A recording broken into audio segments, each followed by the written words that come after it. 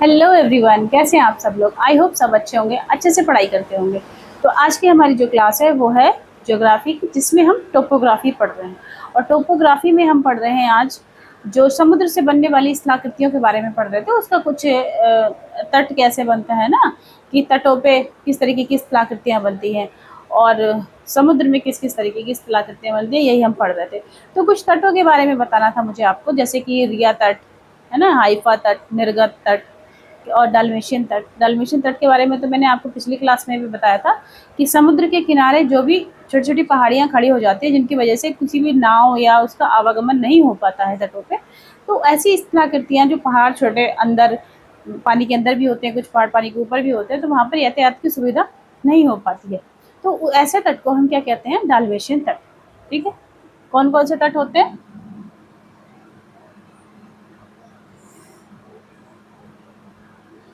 Dalmatian तट, दूसरा है हाइफा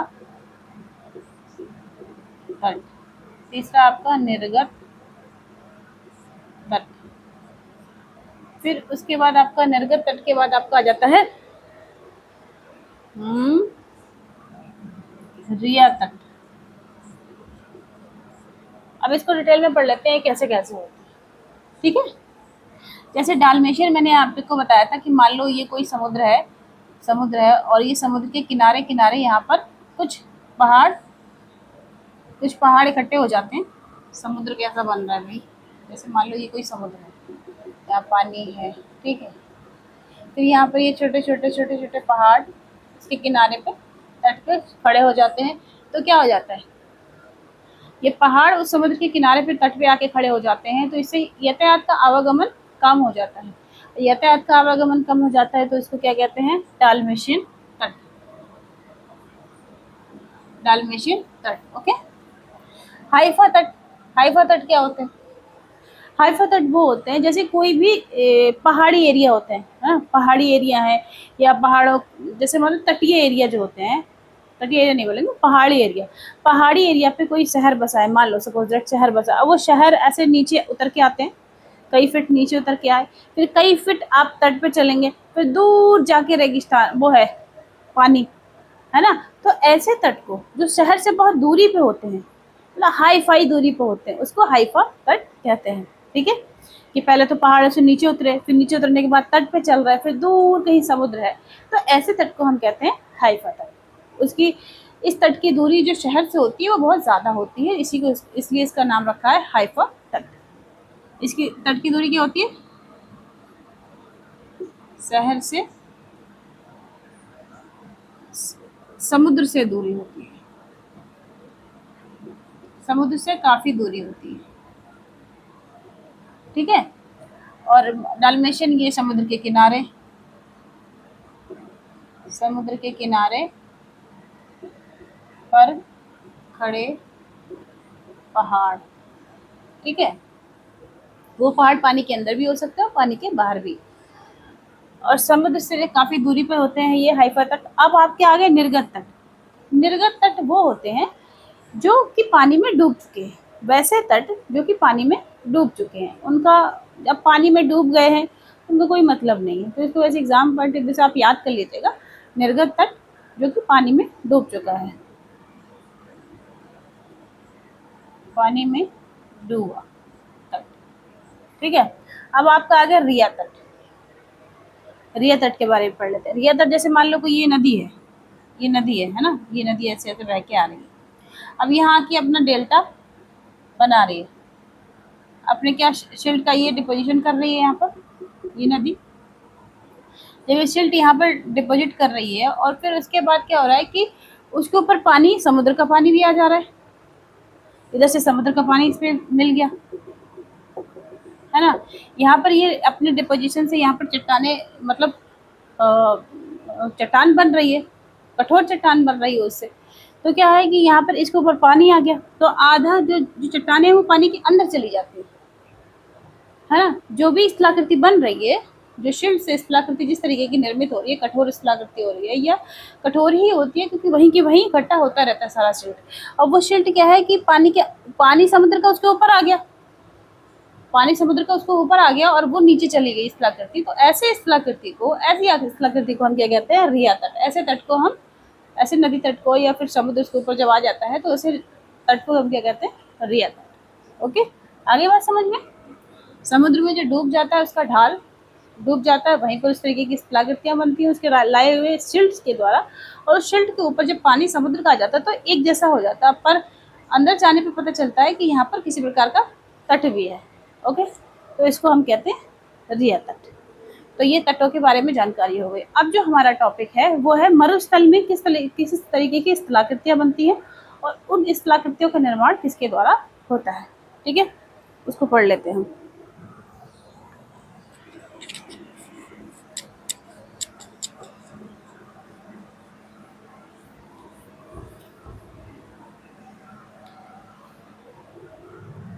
आप सब लोगों से मेरी गुजारिश यही है कि मेरे चैनल को सब्सक्राइब करें। मेरा चैनल का नाम है शमा अकेडमी। इसको सब्सक्राइब करें, शेयर करें और क्लास अच्छे से पढ़ें और मेरा सपोर्ट करें। बस मुझे ये चाहिए और कुछ नहीं चाहिए आप लोगों से। तो वॉच करिए, अगर मेरी टीचिंग अच्छी लग रही है आपको तो आप मेरा सपोर्ट करें, और सपोर्ट की बहुत ज़रूरत है मुझे।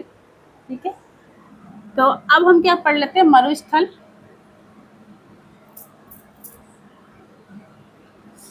दूसरा ले लेती हूँ, एक मिनट।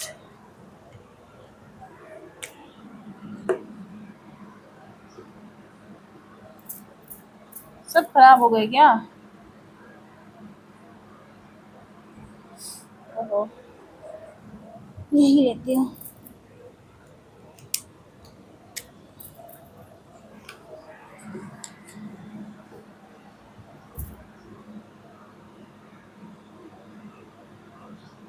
मरुस्थल में बनने वाली स्थलाकृति। ठीक है, अब मरुस्थल में किसके द्वारा स्थलाकृतियां बनती हैं? मतलब कोई रेगिस्तान है और रेगिस्तान में खुली जगह, खुला मैदान, तो दिमाग लगा के सोचो कि वहाँ किस चीज़ से किसी प्रकार की आकृतियाँ बनती होंगी। तो वहाँ बनती हैं हवा से। हवा के द्वारा जो सारी स्थलाकृतियों के नाम हैं जो आपको पढ़ना पड़ेंगे, और फिर उसके बाद एग्जाम पढ़ने भी से बहुत बहुत इंपॉर्टेंट है। और आपको समझ में भी आएगा कि मरुस्थल में किस प्रकार से हवाएं चलती हैं, और वो हवाओं को खुली जगह मिलती है एकदम, तो वो अपने मन की रानी होती हैं और वो फिर अपने मन से स्थलाकृतियों का निर्माण करती हैं। जैसे मान लो किसी घना शहर है, दिल्ली जैसा शहर, बड़ी बड़ी बिल्डिंगें खड़ी हैं, पतली पतली गलियां हैं, तो उन गलियों में स्थलाकृतियां बनेंगी हवा के द्वारा? नहीं बनेंगी। हवा इस गली से आएगी, उस गली घुसेगी, इस गली से आएगी, उस गली घुस के निकल जाएगी। किसी तरीके की स्थलाकृतियां नहीं बन पाएंगी। और रेगिस्तान, मरुस्थल एरिया, एक तो राजस्थान, हमारा जो रेगिस्तान है वहाँ पर, राजस्थान सबसे बड़ा राज्य है और वहाँ पर एकदम खुला मैदान है। हवाएं अपने मन से आती हैं झूमते हुए, मन से जाती हैं झूमते हुए, और अनेक प्रकार की स्थलाकृतियां बनाती हैं। उसी को हम पढ़ लेते हैं। तो समझ में आया कि मरुस्थल में मुख्य जो कारण है स्थलाकृति बनने का वो है पवन। ठीक है, किनके द्वारा स्थलाकृति बनती है? पवन के द्वारा। पवन। अब पवन किस किस क्रिया के द्वारा, कैसी कैसी क्रियाएं करती हैं जिससे स्थलाकृतियों का निर्माण होता है?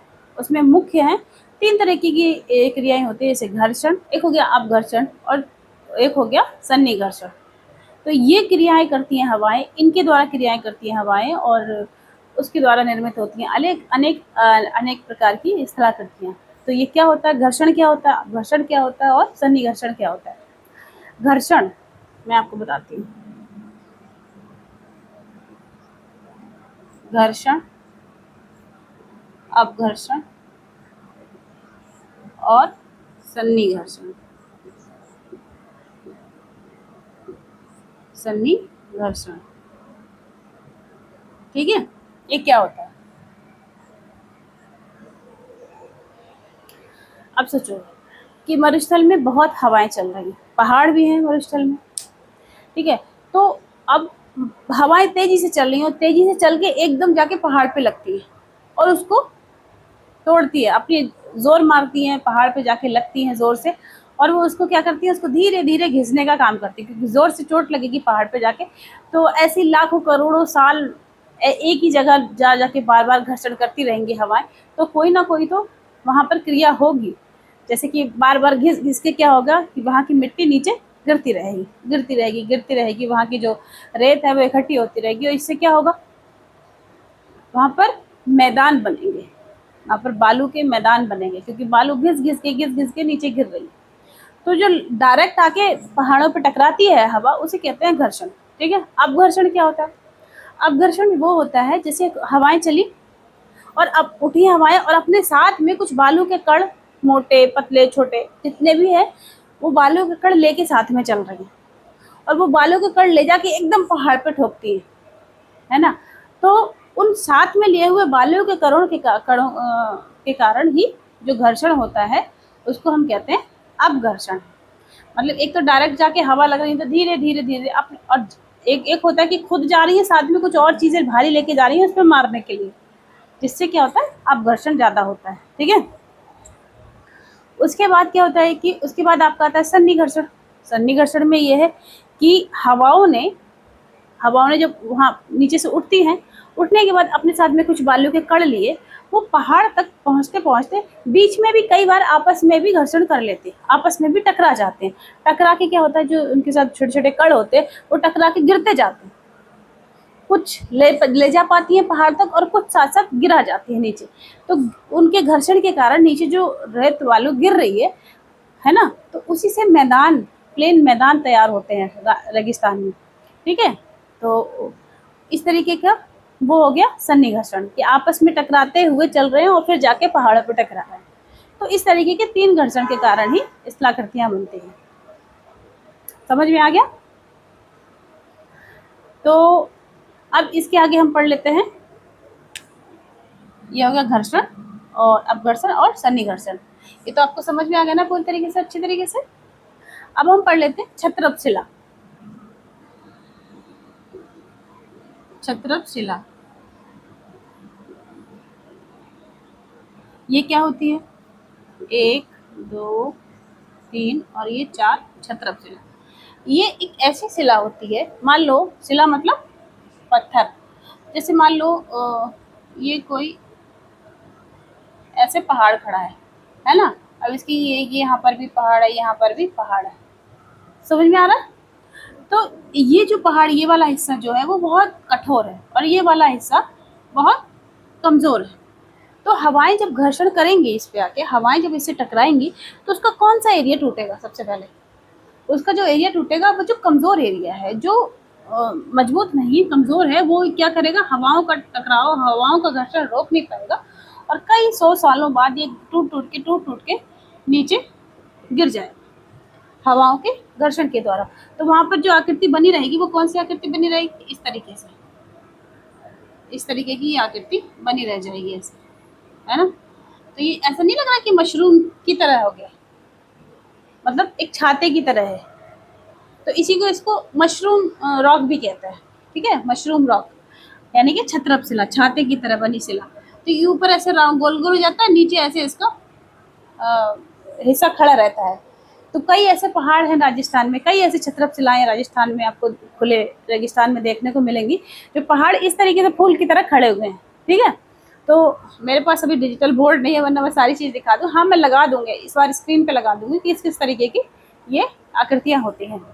अब क्या है, ये एरिया पूरा घिस के नीचे गिर गया और ये बचा, तो इसको कहते हैं हम छत्रप शिला। ठीक है। अब इसका भी कुछ हिस्सा लगातार ये हवाएं अपना काम निरंतर, जब से बनी है हवाएं, जब से दुनिया बनी, जब से ये काम निरंतर हो रहा है, होता रहेगा और कोई ना कोई आकृति बनके तैयार होती रहेगी। तो अब ये जो बचा छत्रप शिला बची, अब इस पे भी कुछ ना कुछ कमजोर होगा, इस पे भी मार धार पड़ती रहेगी। जैसे बारिश हो रही है, बारिश में कई अम्लीय सल्फर डाइऑक्साइड होती है, क्या होती है हवाओं में, और वो जब बारिश के जरिए इन पे गिरती है तो ये इनकी जो शिला है ये भी कमजोर होती है ना। धीरे धीरे फिर धूप निकलती है, वो चटकते हैं पहाड़ और फिर चटक के कमजोर होते हैं, फिर हवा अपना जोर लगाती है, फिर इस तरीके से वो घिसने की इनकी प्रक्रिया शुरू होती है। तो ये भी घिस घिस के क्या होता है, इसके नीचे का हिस्सा ये मान लो ये टूट गया, ये घिस के गिर गया, ये पूरा हिस्सा कमजोर था, ये घिस गया। अब ये ऊपर ये ऐसे बचा, ये ऊपर वाला हिस्सा बचा, इसको हम क्या कहेंगे? इसको कहेंगे इंसल वर्ग। इसको हम क्या कहेंगे? एक मिनट, इसको कहेंगे हम इंसल वर्ग।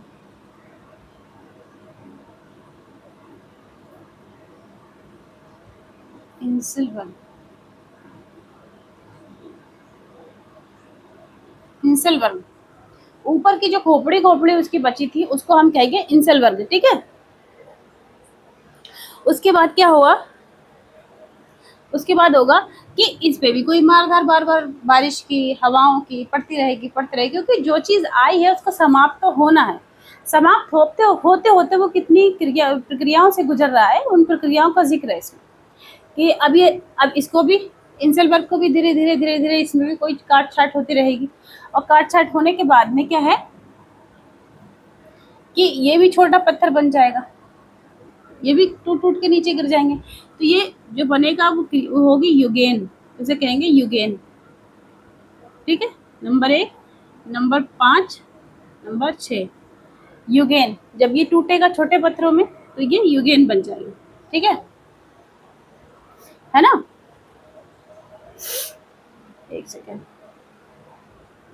तो समझ में आया कि जब ये टूटेगा तो युगेन बन जाएगा। जैसे मान लो ये युगेन है, तो इससे टूट के नीचे गिरा है, अब युगेन भी तो घिसेगा ना कभी, इस पे भी तो कोई ना कोई मार धार पड़ती रहेगी, ताप, पानी, हवा और एसिडिक अम्ल इसके ऊपर भी पड़ेंगे ना, तो इसमें भी मार काट होगी हवाओं के द्वारा।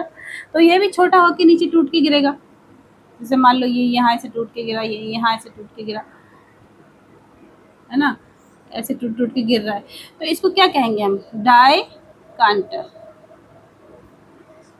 इनके नाम याद रखेगा कि एक बड़ा छत्रप था, वो छत्रप जब मतलब एक बड़ा शिला था, पहाड़ था, फिर वो धीरे धीरे उसकी कमजोर जगहें जब टूट गई तो वो एक छत्रप जैसा बन गया। उसको हमने कहा छत्रप शिला, यानी कि मशरूम रॉक। और फिर जब उसकी छत्रप शिला के नीचे का हिस्सा टूट गया, ऊपर ऊपर का हिस्सा बचा, तो उसको हमने क्या कह दिया?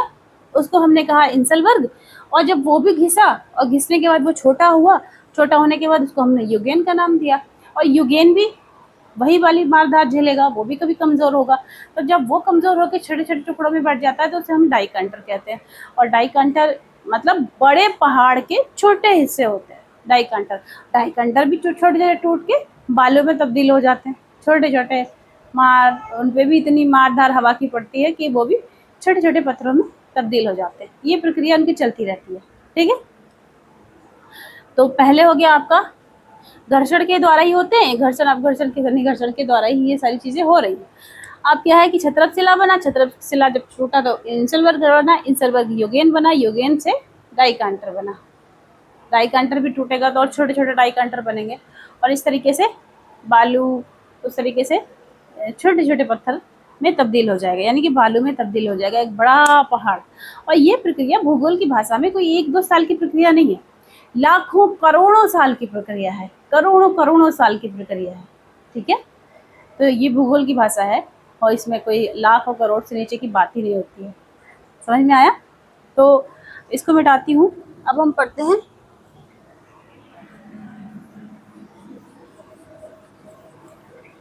अब हम कौन सी स्थलाकृति पढ़ते हैं? यार्डंग और स्तूप के बारे में। जैसे मान लो ये एक कोई शिला खड़ी है, एक ये खड़ी है और एक ये बगल में खड़ी है, ठीक है, दिखाई दे रहा है ना। ये 3 शिलाएं, 3 पत्थर आपस में खड़े हैं, एक ये कठोर है बीच वाला, और ये कम कठोर है, ये भी कम कठोर है। तो वही फिर प्रक्रिया दोहराई जाएगी। जो कम कठोर है वहां पर क्या है, पवन अपना जोर दिखाएंगे और वहां पर उसमें काट छाट शुरू करेंगे, इसको काटेंगे धीरे धीरे धीरे धीरे, इसको काटेंगे धीरे धीरे। फिर क्या होगा, ये जो बीच वाला कठोर एरिया है ये बचेगा और बाकी ये दोनों क्या होंगी, समाप्त हो जाएंगी। जब ये दोनों ऐसे करके समाप्त हो जाएंगे धीरे धीरे करोड़ों सालों में, लाखों करोड़ों सालों में, तो इस तरीके का एक पिलर बन के, मान लो एक पिलर जैसा आकृति बन के तैयार होगी, उसी को क्या कहते हैं? स्तूप, स्तंभ।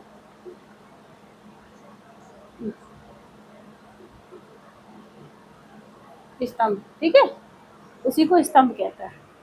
जो एक खंबे के जैसा, पिलर जैसा खड़ा हो जाता है, सीधा सीधा पहाड़ कट करके बिल्कुल पिलर की तरह हो जाता है, उसी को हम स्तंभ कहते हैं। ठीक है, अब ये स्तंभ हो गया। अब दूसरा बचा आपका यार्डंग। यार्डंग ये क्या होता है? यार्डंग क्या होता है? मान लो ये कोई ऐसे पत्थर पड़ा हुआ है, ठीक है, ये बहुत मजबूत है, ये मजबूत है। इसके बगल में एक और पड़ा हुआ है, ये कमजोर है, फिर ये कमजोर है, ये वाला हिस्सा कमजोर है, ये मजबूत है, ये वाला हिस्सा, इस तरीके से। ठीक है, अब क्या है, हवा, बारिश, पानी सबकी मार इस पे पड़ रही है, और मार पड़ने के बाद जो कमजोर एरिया है, जैसे मान लो ये कमजोर था, ये चला गया, ये कमजोर था, ये चला गया। ठीक है, जो कमजोर वाला एरिया था वो चला गया, टूट टूट के बिखर गया, जमीन रेत जैसा बन गया। लेकिन जो मजबूत एरिया था वो आपस में ऐसे ही, ये बगल में एक और ऐसे पड़ा है, समझ लो, है ना, ये आपस में इस तरीके से बगल बगल बगल बगल जो पहाड़ छोटे छोटे छोटे छोटे इकट्ठे होते हैं, और आपस में ये दोस्ती जैसी रखते हैं कि हो ये भी चला गया, ये भी चला गया, चलो हम ही आपस में दोस्ती रखते हैं, यार, है ना, इसीलिए इनका नाम रखा यारडंग। इसलिए ये यारडंग है, क्योंकि आपस में एक जैसे खड़े होते हैं, इनके बीच के कमजोर भाग टूट के निकल जाते हैं, तो इसी को हम कहते हैं यारडंग।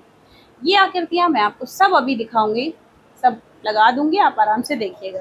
ठीक है, तो ये हो गया हमारा स्तंभ और यारडंग।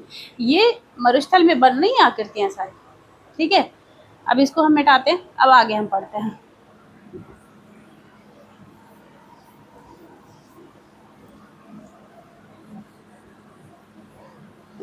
अब जो हम पढ़ते हैं वो हम पढ़ लेते हैं वातरंध्र। यार ये काम नहीं कर रहा मेरा, अचानक से बीच क्लास में जाता तब बेकार लगेगा। वातरंध्र, ठीक है, ओहो काम नहीं कर रहा है, एक मिनट होल्ड करिए, होल्ड करिए कह रही है, सॉरी, एक मिनट रुकिए, मैं आती हूँ अभी। अब हम क्या पढ़ लेते हैं, जो मैं पढ़ाऊंगी आपको वो ये है जालीदार शिला, दूसरा है वातरंध्र, ठीक है, तीसरा है बरखान,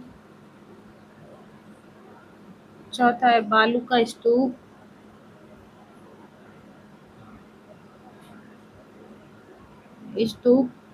फिर पांचवा है लोयस का मैदान, फिर छठा है आपका बालसंजील,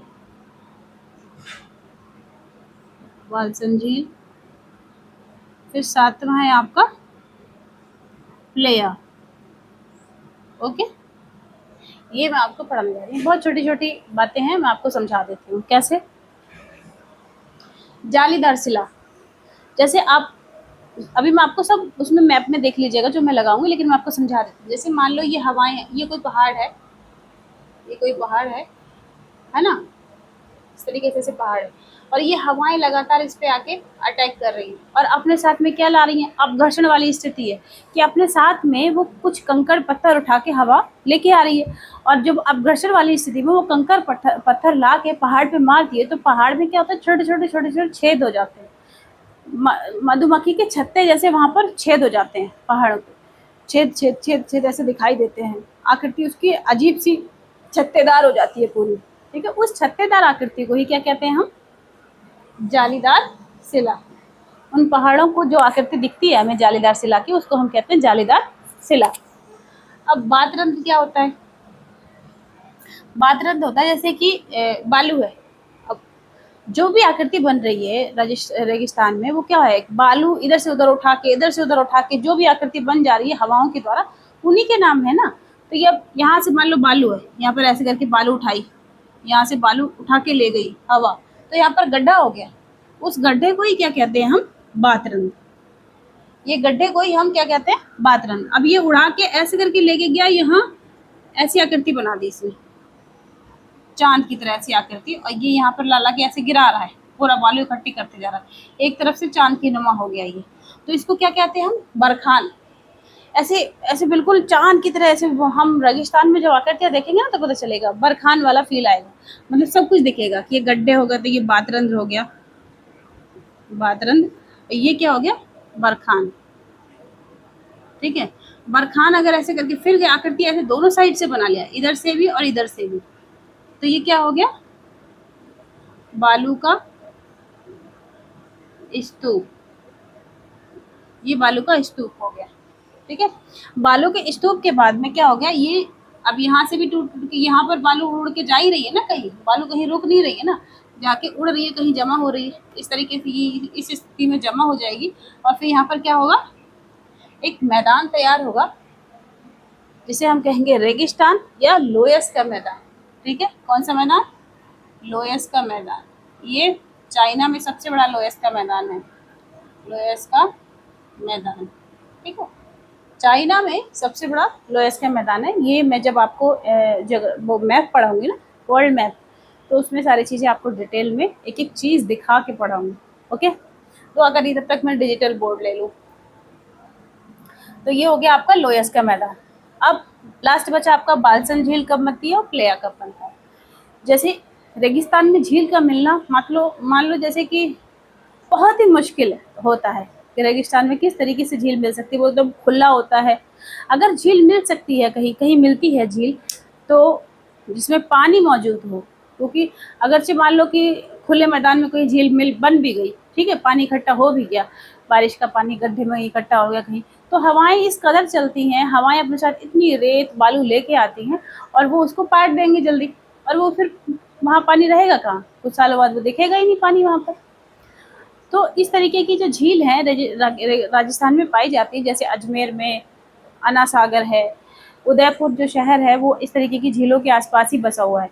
तो सबसे ज़्यादा इंसान को क्या ज़रूरत होती है, पानी की, है ना। तो जहाँ पानी की सुविधा होती है, समझ लो वहीं पर सारी सभ्यता बसी है आज तक, सारे शहर बसे हैं आज तक। पानी की ज़रूरत सबसे ज़्यादा होती है इंसान को। हम इंडस वैली सिविलाइजेशन पढ़ते हैं, तो वो भी हम कौन सी, सिंधु नदी के आसपास बसी हुई सभ्यता को पढ़ते हैं। तो ऐसे ही जहाँ पानी मिल जाए, समझ लो वहाँ पर लोग बसने लगेंगे, शहर बसने लगेंगे, गांव बसने लगेंगे। तो उसी तरीके से जैसे अजमेर अन्ना सागर के आसपास में बसा शहर है, जैसे उदयपुर इस तरीके की झीलों के आसपास बसा हुआ शहर है। ठीक है, तो इस जो पहाड़, अब ये झीलें कहाँ होती हैं, ये पहाड़ों के, इनके चारों तरफ पहाड़ होते हैं और बीच में झीलें होती हैं। इनकी चारों तरफ पहाड़ होने की वजह से ये बच जाती हैं, क्योंकि जो बालू है, हवा है, बालू क्या करती है, लाती है अपने साथ में और पहाड़ों से टकरा के वहीं गिर जाती है, वो अंदर तक जा ही नहीं पाती है। मान लो ये सारे पहाड़ हैं, इसको मैं मिटाती हूँ।